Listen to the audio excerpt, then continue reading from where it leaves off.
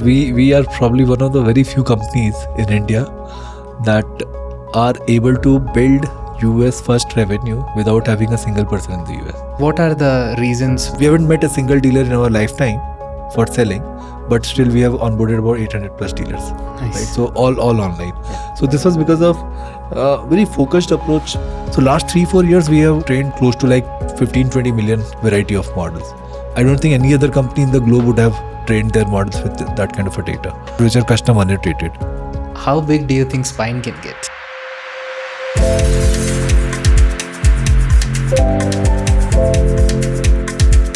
Welcome to Hard Truths by Vertex. Today I'll be chatting with Sanjay, co-founder and CEO at Spyne, on the future of automotive retail with AI. Spyne is an AI-powered software solution that provides studio-quality merchandising for car dealers by transforming user-submitted images into professional-grade visuals with a focus on the US and European markets. Vertex Ventures Southeast Asia and India recently led a 16 million round in Spyne with participation from existing investors such as Axel and Storm Ventures. Now let's talk to him. So Sanjay, yesterday I was reading about the automotive market. I thought this was a typo. It's apparently $2 trillion. So this is the entire automobile industry. When we talk about 2 trillion, it is the size of overall automotive market. Yeah. What we are doing is we are helping the dealers with the software that will help them manage their business and sell more cars. Yeah. So the software business within the automotive industry is about like 15 to 20 billion. But at the moment, Spyne is only providing merchandising solutions, Yes, right? yes, How big is that market? So in US, if you see, there is a overall population of about 310 million. Out of this population, you would not imagine there are about 295 million cars on the road. Oh my God. Right. So for every adult, there is about 1.6 to 7 cars on the road right now in the US. And because the US auto industry has been in existence for the last 100 plus years, so the entire industry is very mature right now. And a large part of transactions in the US right now happens on the used cars. So overall, roughly 50 to 55 million cars get sold every year in the US. Out of which 12 to 15 million is new cars and 40 million is used cars. So that's the data about the US. And if you talk about Europe, combining all those top 10 countries in the Europe, that is almost similar in the market size than US. So US, Europe combined is about overall car sales every year is about 80 to 100 million. On the newer transaction that is happening. So we are building a software that will help, that is helping the car dealers merchandise these cars that are getting sold beautifully using our AI. So what we do is we charge about $8 to $10 per car while they publish their cars on online platforms, and that plain multiplication of 100 million cars is about 800 million to $1 billion market size when you look at US and Europe combined. Yeah. But there is the rest of the world as well, which roughly both combined about half of the size. So you can roughly give and take 1.2 to 1.5 billion is merchandising market. Why is it important for dealers to use these advanced AI solutions? What has changed? If you see a dealer which is selling about 100 cars a month, right? So, and every car's average value is about $25,000. So this dealer has to spend 2.5 million every month to buy that many cars for their lots, right?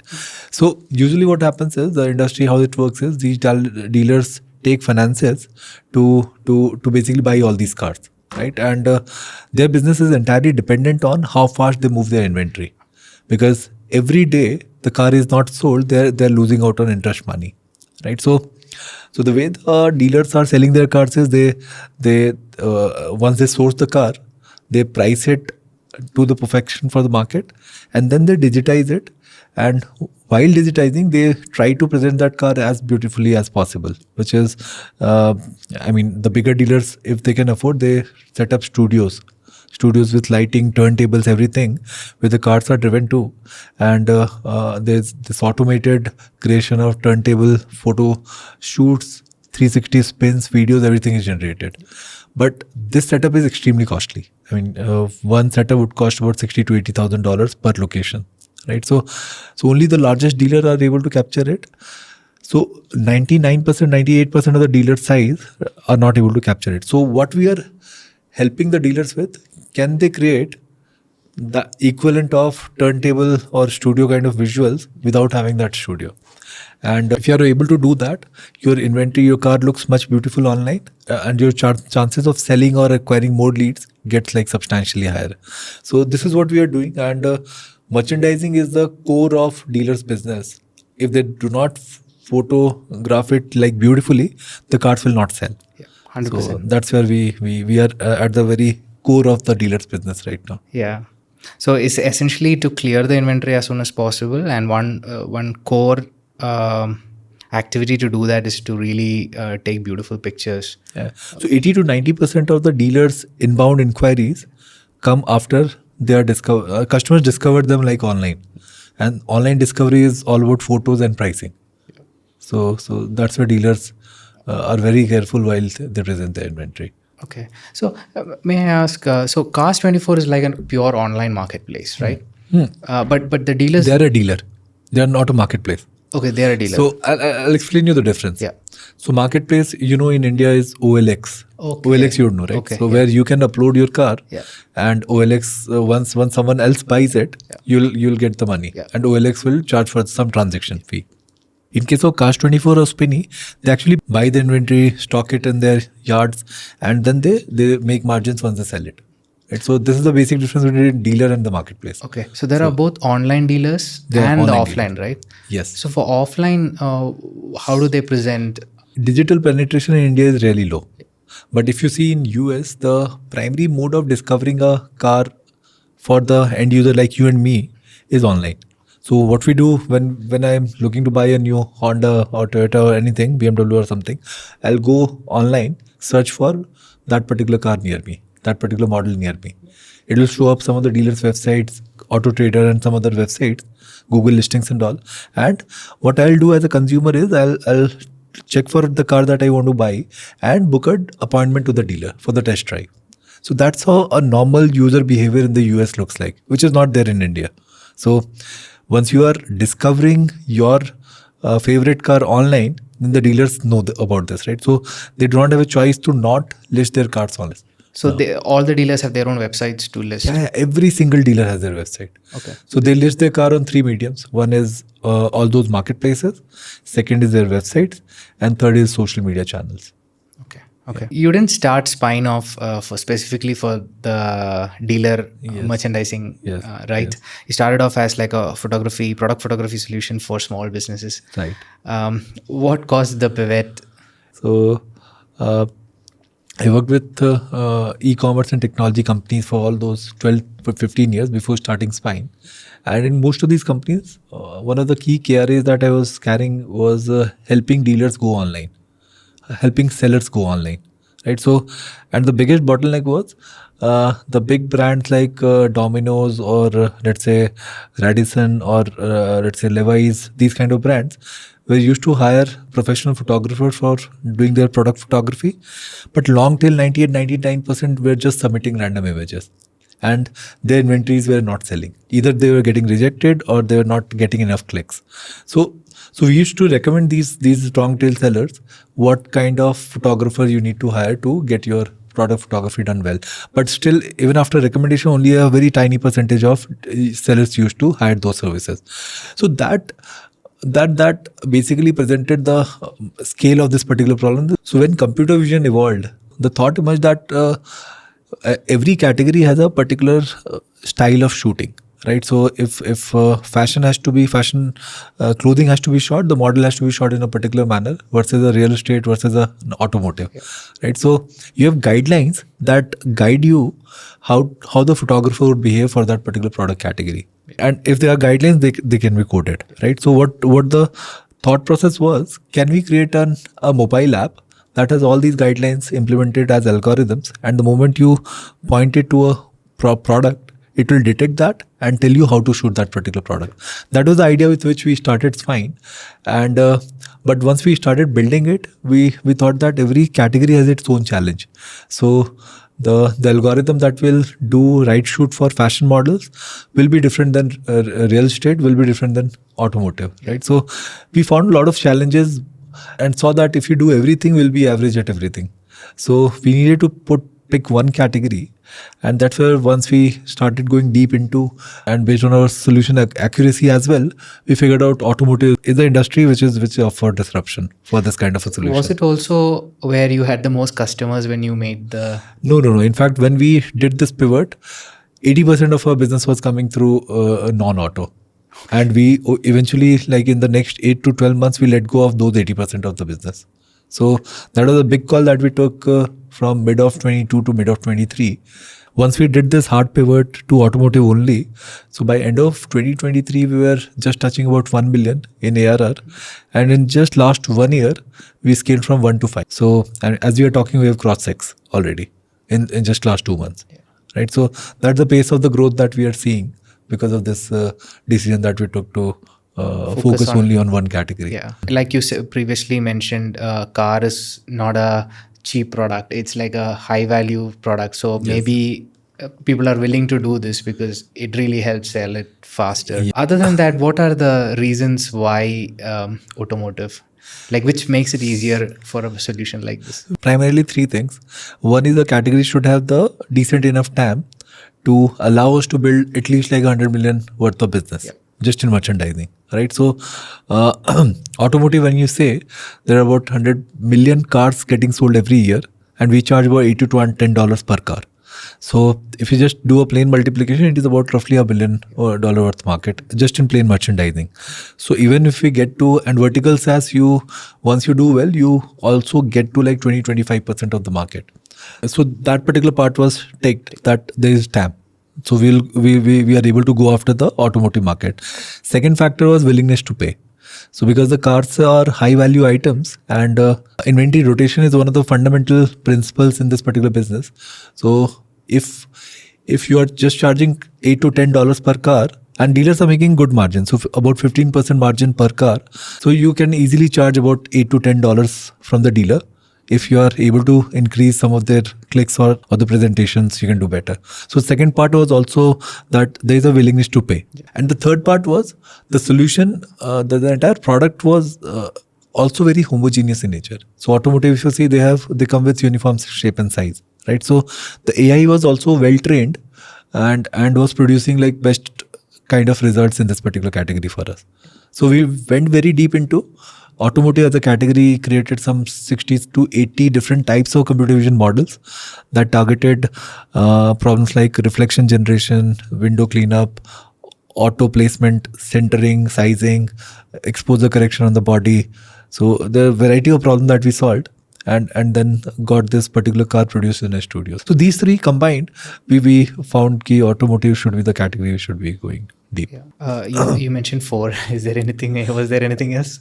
I think these 3, but the fundamental issue was that the core issue was that we were not yet selling into the US. And why it took so much of time for us to focus on automotive is because we were a company based in India, and India did not have this particular market.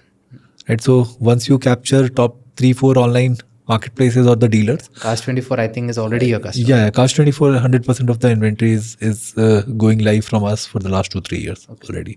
So once you capture top 5-6 companies in the country, so the dealers are not online. So this product does not work. So we had to do this hard business pivot to sell only to the US and European market.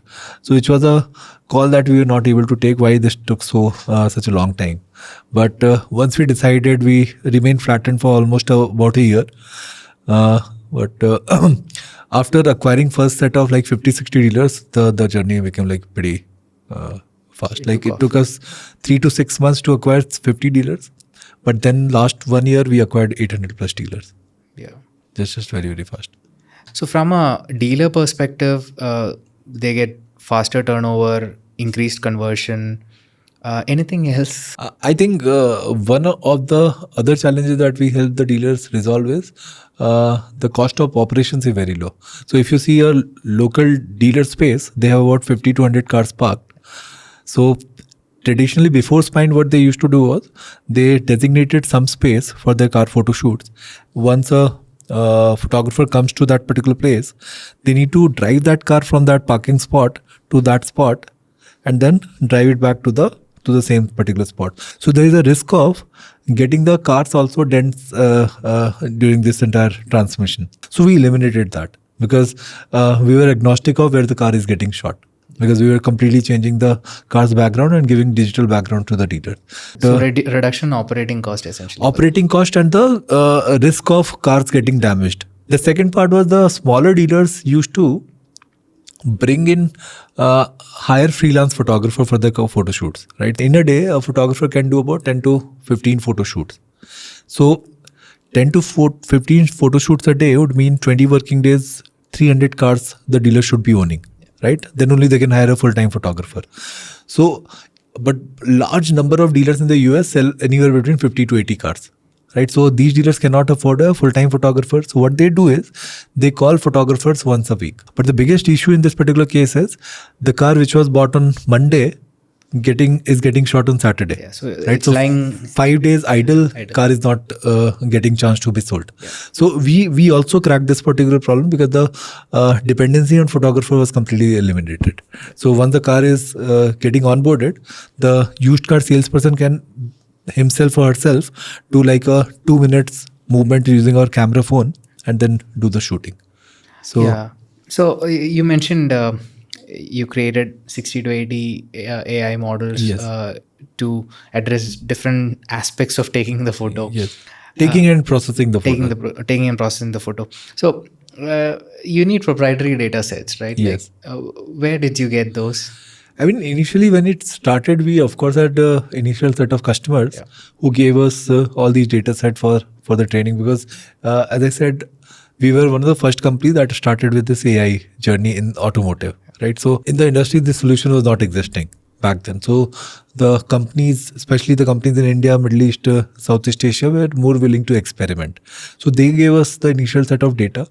And once we went live with these customers, we set up a backend data annotation team, which used to QC every single data in the initial days.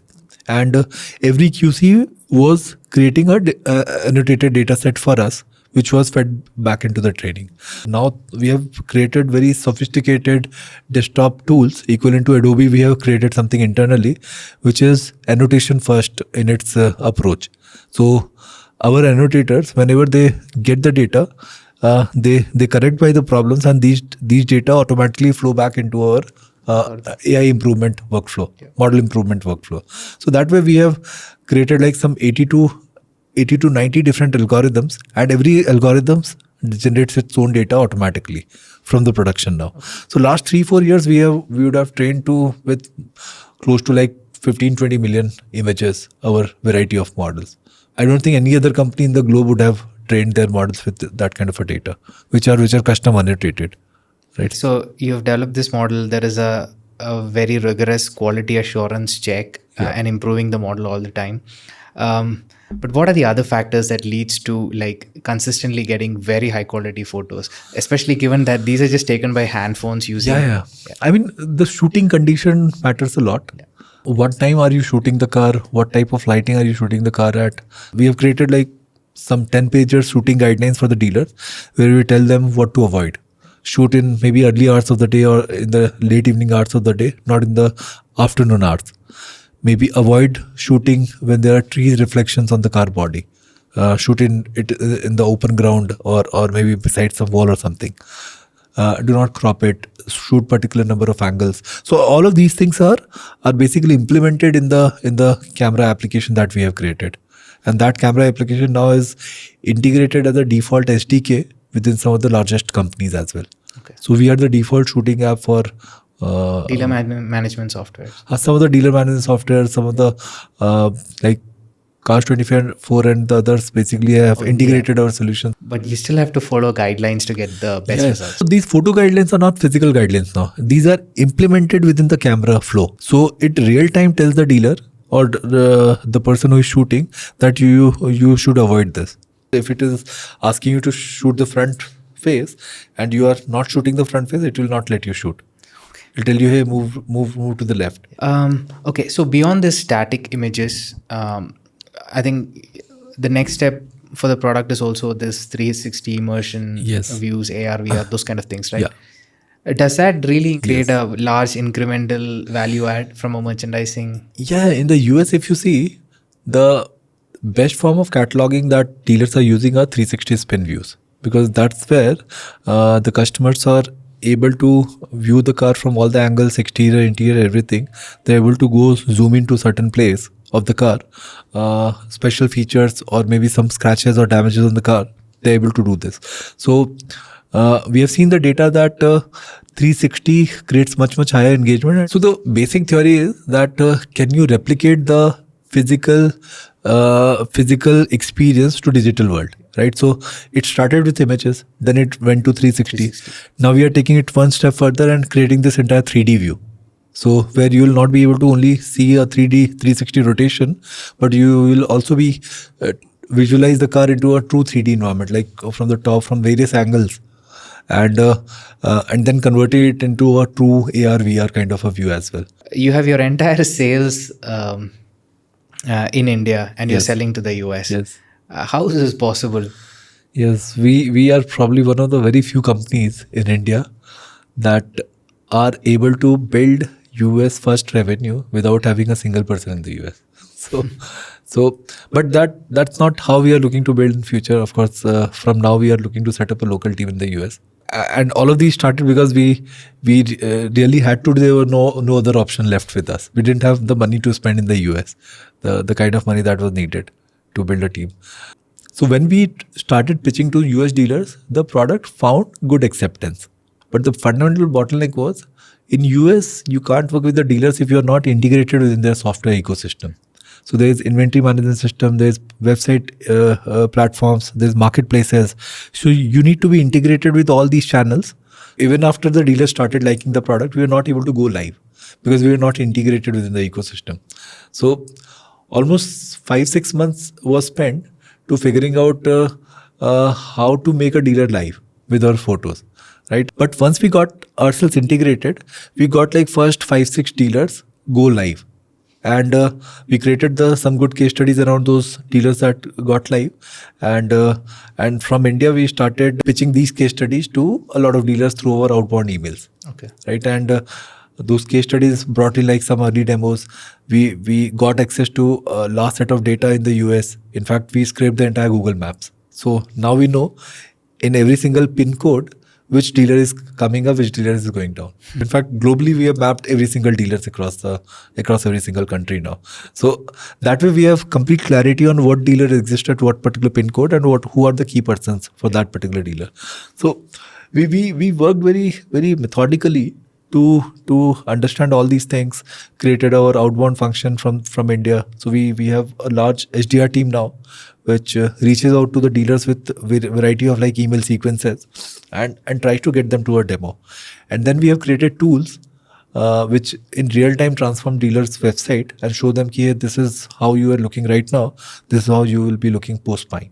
We haven't met a single dealer in our lifetime for selling, but still we have onboarded about 800 plus dealers. Nice. Right? So all online. Yeah. So this was because of very focused approach why dealers want to buy this product, and we built some tools to sell it, and then spend a lot of energy in onboarding and the customer success, built case studies, and just repeated this particular process. So in terms of pricing, I've read in a recent blog about Spyne that unlike most solutions from India, which are like low cost solutions to the legacy, more expensive software solutions in the US, your positioning is the reverse. Premium, yeah. Premium. Yeah. So how does your pricing work, and why the premium positioning? So we priced as per the value that we are providing. So we were competing with companies like Impel and few other photography solution providers, which were enabling dealers with just the plain photography. We brought in this particular concept of transforming real world images into studios or the choice of your studios of different outdoors or showrooms or turntables, right? And then we were integrated. So that's why we brought like a lot more value for the dealers ecosystem, and we told them, okay, if you just want shooting and integration, that is there at the same price or maybe better price than what Impel is offering. But if you want this experience, it costs you 2x, right? So and dealers understood, because as I said, average car value is about $25,000 and they're making about $3,000 to $4,000 per car. So even if you are charging, others are charging $4, you are charging $8, it is still like nothing. So we were able to charge that kind of money from the dealer. Yeah. So beyond merchandising, again, if you want to go across the stack vertically, what are your next sort of opportunities beyond merchandising within the automotive Yes. retail? So last 2-3 years of building into automotive and talking with 800 to 1,000 dealers, we have realized that smaller dealers, they are highly disorganized right now. Let's say you want to set up a new dealer in the US and you want to sell cars, right? So the first problem is which cars you want to buy, which will sell, right? So you need to know what are the top cars that are selling in that particular location, right? So sourcing is one big problem, which has which car to buy, where to buy from, what price to buy. Then the second problem is digitizing that particular car. Creating the online inventory, which is pricing, data, and merchandising. So this is something that we were doing. Third is publishing that car across marketplaces, websites, social medias, everywhere. And the fourth is, once you get the leads, then you have a way to manage all these leads so that you do not miss on the follow-ups. If you see a small dealer, the small dealer does most of these tasks in an offline fashion right now. So there is a big problem of not so smart organization of the leads right now, customer management, which is bringing in agentic AI behavior of doing like you have seen Firefly's Evermore kind of tools, right? Note taker tools. So if you are reading the calls, can you summarize that call? Create the action item for the dealer, right? If you're not there And add it into your CRM. Yes, and if you're not there in off hours, can the AI take the call and collect the basic information for you for the next day to act? Yeah. Can the AI give you next day's key action items to follow up? Right. So this is like the CRM. Then you have publishing, which the dealers used to do manually. Then your digitization, with we already were deeply entrenched, and the fourth is sourcing. So we are building an app that will help small dealer with their entire retail management, which is helping them with sourcing to digitization to publishing and then customer management.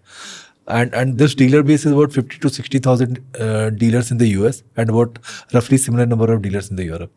So it opens up very, very large market for us other than merchandising, which was a cap of about maybe in terms of market size, we can get to about 200 million odd in ARR if we do like 20% penetration across the globe. So which is the next sort of segment that you're going on? Retail. We are going retail and CRM now. Okay. This entire AI powered CRM and automated follow-ups, automated calls using the AI and creating action items for them. Probably once we acquire maybe 2,000-3,000 dealers this year on this particular stack, or maybe 1,000 plus dealer on this particular stack, we'll look at further one level deeper solution, which is, can we now get to the back end of the dealer? So this is the front end of the dealer, which is the car interaction from sourcing to selling. Now there's back end interaction where you also manage the books, finances, servicing, all of these things for the dealer, which is really the DMS is. So, I mean, next frontier for us in the next 2-3 years would be DMS as well. So what I often see is there'll be somebody operating. So you're in merchandising. You started off in merchandising, but maybe there's someone else operating in some other area of this front end, and then all of them are trying to verticalize, right? Yeah. So you see, I mean, in the US, there would be like hundreds of companies building in only software, building software in only automotive, and there are 5 to 6 very large companies. So there's a company, and all of these companies do everything for the dealer, every single software for the dealer. That's how the ecosystem has evolved. So if you are building vertical SaaS in the US or for the automotive dealers, you'll have to build like a variety of solutions. That is the only way to grow extremely big in this. And also retain customers, right? And retain. So once you have created multiple touch points, multiple use cases you have solved, then the chances of retention is also very, very high. Because dealers, once they are leaving, they need to find those replacements for all those use cases, right? So that's where the theory is. So I was coming back to the top companies in the US. So there's a company called Cox Automotive. There's a company called CDK Global, company called Solera, Edmunds, Reynolds. If you just do a plain Google search about their annual revenue, all these companies have revenues between 1 to 5 billion. Okay. Software revenue, just the software revenue, right? And why is this case? Because a small dealer also does about 30 million in GMV in the US, and their entire business is dependent on software right now. And there are some of these companies which are very traditional and you'd say not that agile because of their hugely large size, bureaucratic, very slow in nature. So that's why we were able to go very deep into merchandising, because despite having all these companies present, our merchandising solutions stood apart, and we were able to crack that use case. Okay. So how big do you think Spyne can get? So, I mean, we want to place ourselves as a future Cox, which will bring like new kind of very, very easy to use solutions for this automotive dealer industry using AI. So, can you automate this entire dealer's ecosystem using agents? Right. So that's the direction that we are taking the company towards. Yeah. And if you were to like summarize some of your core learnings so far of your Spyne journey, what would those be? Like it could be around product development, sales strategy. Yeah. There are only two ways that that matters when you build a company. Do you have the product that works, and do you have the distribution that can scale it? Right. So we always focus on these two core problems. Is the product really class apart compared to anything else in the market right now? If it is not, then continue iterating it and create a value which is at least 8 to 10x compared to any other entity that is present. So this is one theory in which we have always built the product. And second is, can you create an equally aggressive distribution layer on top of it? So thankfully, once we did the pivot, we were able to solve these two in our early journey. That's where we scaled from 1 to 5 million in just about 12 months. So this year we are again testing this particular theory, and targeting can we get to about 20 million this particular year from 5. This, right? So I mean, the core learnings was product building is one part, but distribution you can't ignore as an entrepreneur, and you have to be equally good at both the things. If the company has to work. So how do you do that? Is it with assembling a really, really good team? Yeah, absolutely. Team is the core of it. And you can't, as an individual, you can't do everything. You always have to play on your strengths. So my strength is product. So I take care of product, but I have good people who take care of sales, good people who take care of marketing, customer success. So there are strengths of different people on which we have aligned the company now. Yeah, this was great, Sanjay. Thank you so much for taking the time to do this. Thank you, Rahul, for inviting. Thanks a lot.